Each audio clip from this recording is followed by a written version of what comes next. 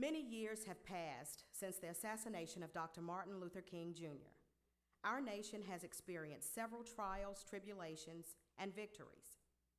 What would Dr. King think about many of the issues facing our nation today?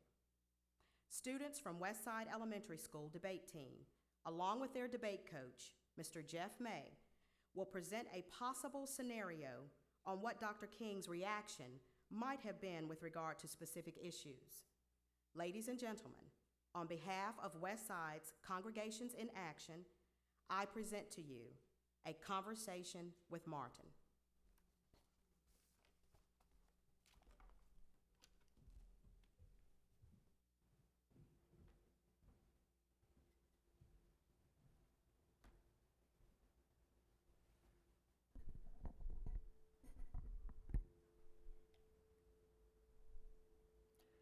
To the many guests, visitors, friends, constituents, members, and fellow laborers in the struggle here at Morning Star Baptist Church, we say to you, good evening. To those who are soldiers in the constant battle for equality, I say to you, keep on fighting the good faith. To those members of the media, I asked you to please write the vision and don't forget to make it plain. And to these wonderful students, these Westside Debaters, it is an honor to be here to engage in dialogue of intellectual exchange pertinent to our common cause. I understand you scholars have questions of me, and my only prayer is that I have suitable and satisfactory answers for you. So at this time, if you would oblige me, I would like to entertain one of those questions.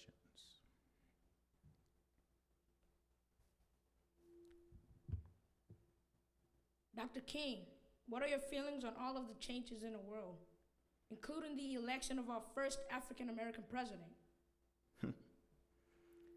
I'm very proud of the monumental progresses our country has made in an effort to begin to live up to the creed upon which it was founded. Yes, we've truly come a long way, a lot further, in fact, than I could have ever imagined or dreamed. Mayors, senators, delegates, representatives, America has elected officials that finally reflect the differences that make us so uniquely beautiful as a nation, including the election and re-election of the first African-American president. Indeed, the inevitable has become an undeniable reality in our time. But sadly, as it was in my time, America still suffers from moral degeneration, racial injustices, and continues to house social and economic second-class citizens. Truly, this is indicative of the work that still needs to be done. When unarmed young black men are exterminated because of prejudices and preconceived notions, there's still work to be done. When in 2014, the thought and the air of racism still holds place in our politics, our economics, our housing, our worship service, and even in our minds, there's still work to be done. I would dare resolve that complacency has conceived many into thinking and believing that current progress is made are so evident and so prominent that we don't have to blaze forward with the same notion and desperation and diligence we once had. Yes, I'm proud of the changes, but I eagerly await the resurgence of the zeal and the fight that granted us the changes so many people said we would never see. Thank you for that question.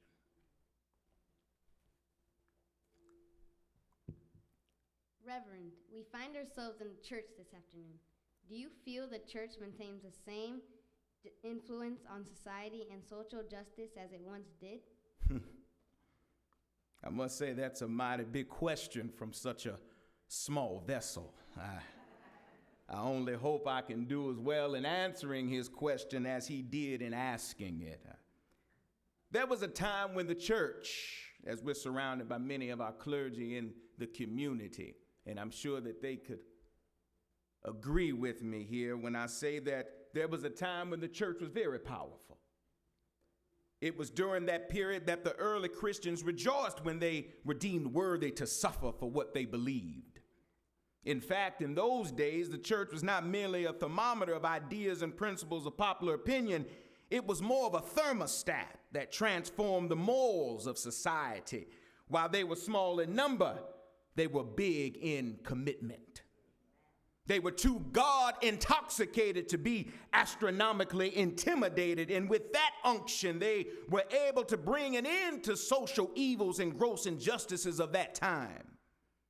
But things are different now. Things have changed. The contemporary church is so often a weak, ineffectual voice with an uncertain sound. It is often indifferent and mute about things that regard the status quo. But the judgment and high expectations of God are upon the church as never before. If today's church does not recapture the sacrificial spirit of the early church, it will lose its authentic ring, forfeit the loyalties of millions, and be dismissed as a irrelevant social club with no meaning in this present time. This is confirmed through the dangerously growing number of young people whose disappointment and disengagement in the church has risen to an outright disgust. I sincerely hope the church as a whole will meet the challenges of this much decisive hour. Thank you for that question. Dr. King, what about the current state of the family? Well, the Bible teaches us that a wise man leaves an inheritance for his children's children. It grieves me deeply to see that the only thing some of our brothers are leaving behind are more fatherless children. And the sole investment many of our mothers are making of today are that of perpetual poor decisions. The truth of the matter is that today's breakdown of the family structure did not just appear, but today's parents have been conditioned by the missteps and mistakes of yesterday. Somewhere along the way, we've lost sight, unfortunately, of the value of a strong family structure. The example of what it meant to be a father and what it meant to be a mother has become quite clouded among this new-aged way of doing things. But I would be certain in my position if that the fiber of the family structure would be repaired and renewed, then we would see an improvement in the moral fiber that has also become tainted due to the lack of strong household role models and examples. The very first teachers of our children, you see, are not those that have gone through years of educational preparation and training, but rather those who, with a consciously sober mind and reverent spirit, went forth freely in their actions to create and bring forth that life into the world. It starts at home. Not the schoolhouse, but at home. Not the church house, but at home, where they spring forth and where they'll grow into the people that they will be. The first step in saving our children truly begins with getting our households in order. For it is impossible to guide and correct with conviction when you yourself stand convicted of your own life choices and decisions. Thank you, young man, for that question. Dr. King, you talked about how important children are. What are your feelings about education and the apathetic attitude towards it? You all have been superbly prepped or intrigued by the way things are. I must say, as I look at this group of debaters, I am encouraged. You see, I'm encouraged because this is what we fought for. This is what we marched for. Black children, white children, Hispanic children being able to live and learn together. You all are the reward of all the demonstrations, all the marches, all the sit-ins, all the time. You are the irrefutable view and the undeniable victory that we all wanted to have. You all are the result and the proof that God has brought us a mighty long way. And as it relates to education, it was and it is and it will always be eternally linked to absolute freedom. Former slaves used to equate learning how to read to freedom. They used to equate learning how to spell their name and learning how to write letters and write words to being absolutely free, even in despite of being under the harsh rulership of slave masters and slave drivers. They felt that they were free because they were able to do something that was not afforded for them to do. Even today, despite our socio-economical status and regardless of our specific designation among the various classes, we are truly free when we are effectively educated. And not merely by standards of state-mandated curriculum, but through the intrinsically inspired journey of self-learning. There are so many more things to learn than what one can assume when they attain it from an institution or a school. But ironically, as it pertains to the apathetic view that many have of this kind of self-driven motivation of self-learning, many today are still bound with chains and shackles of the mind and are mighty content to be in this terrible condition. Whenever parents fail to instill the value of an everyday education within their offspring, then the ultimate freedom of any people is in jeopardy. Graduation should never be an option, as it should always be an expected necessity. And no one should ever be faced with the stressful contemplation of affording college as much as they should have the uninhibited freedom of pondering what they shall select as their course of study, or rather they fancy a master's degree or a doctorate's degree. Young folks as well as old folks should never stop learning, because we can never afford, we can't go back to being in bondage any longer. Whether it is of the mind or of the body, for both are inseparably and dependably bound together. Thank you for that question.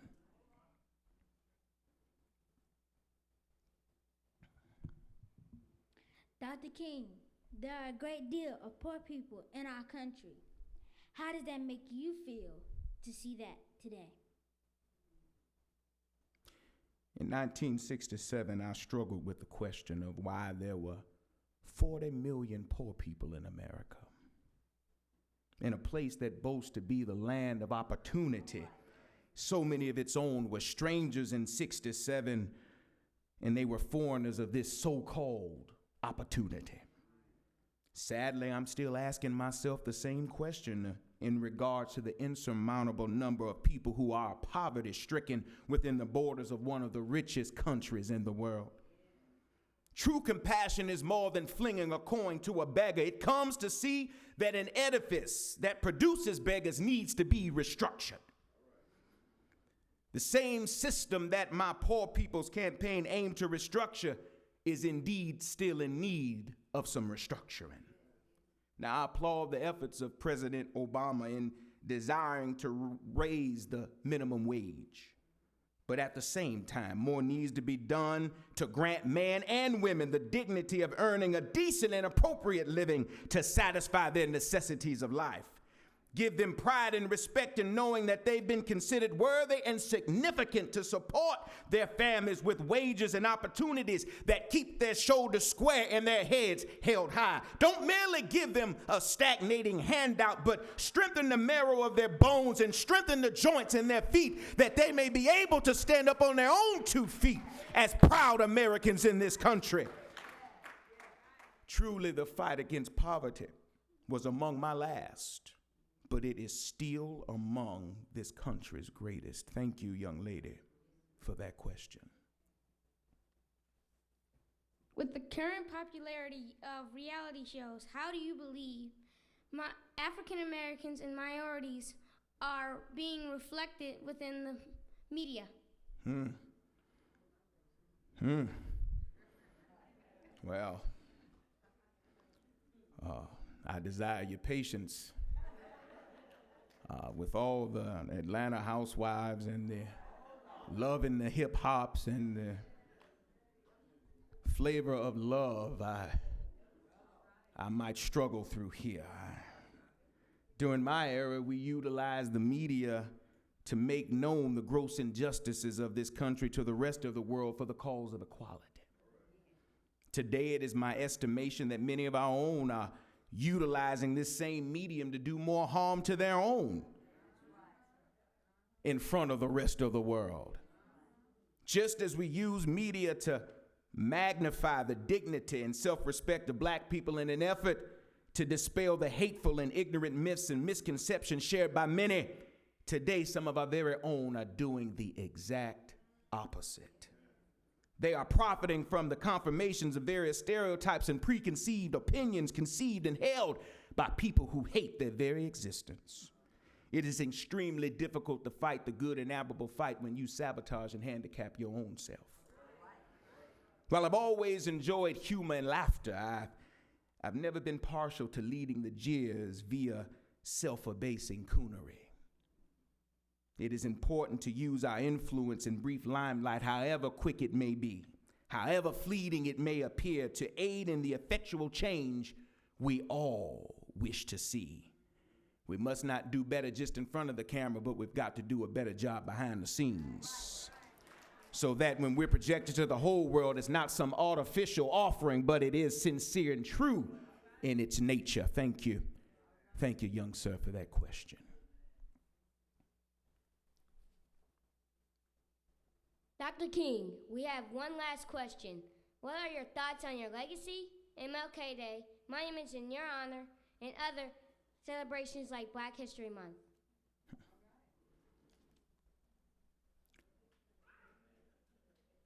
As it concerns any legacy that relates to myself,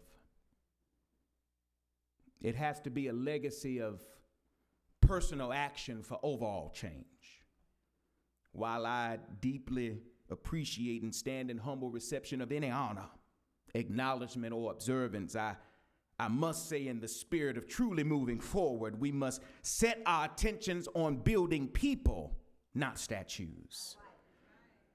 We've got to devote ourselves to establishing justice and equality rather than mere holidays. It should be also noted that Black history is too wide, too extensive, too influential, too widespread, too encompassing to be just confined in a mere 28 days. Furthermore, the concept of Black history has to be small when considering how intertwined Black history is with American history. It's simply impossible to celebrate one without the other. Now, as far as I'm concerned, legacy of Martin Luther King Jr., it needs to be said and remembered that if I help somebody as I passed along, if I've cheered somebody with a word or song, if I've showed somebody that he's traveling wrong, then my living was not in vain. If I did my duty as a Christian ought, if I brought salvation to a world once wrought, if I spread the master's message as he taught, then my living was not, will not be, ever in vain. May God bless you for your time, for your children, and for your future. Thank you.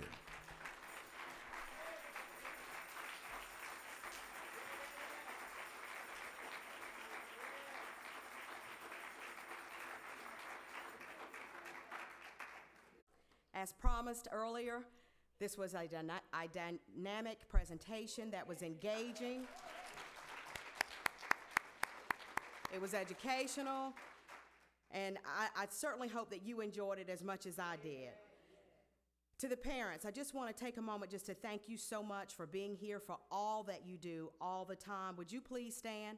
Parents of the debaters, please stand.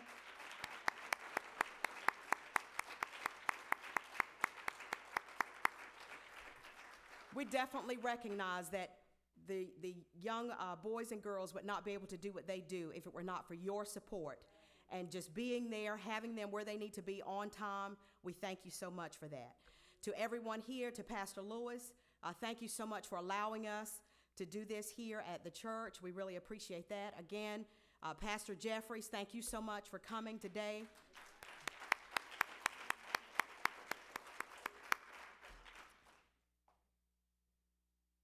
To the debate team, thank you guys so much. We really appreciate very much all that you guys do.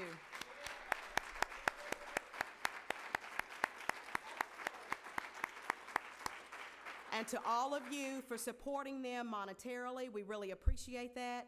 You guys have a wonderful day. Thank you so much for coming. Also, if anyone would like to take a picture of the debate team, we could have them line up right in front if you'd like to do that, because I know some of you have your cameras. And I'm thinking Dr. King might not mind coming back out and having that picture with them. Thank you, thank you.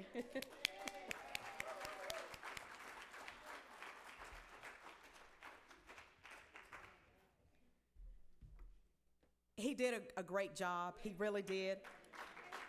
And we really wanted to leave it on that note, but it's really hard not to just say that. So we thank you very much, Mr. May. Thank you. Ladies and gentlemen, thank you guys for hosting us. Ms. Dean, I know she's already been acknowledged, but I think a lot of times some of the best educators in our system kind of go unnoticed. And Ms. Dean has been there for a long time, and she has done some things that would not, if had not been done, we would not be where we are. So please give Ms. Dean another hand, please. Please. You can't acknowledge people who follow leadership if you don't acknowledge the leadership. Amen? We in church, right? Amen?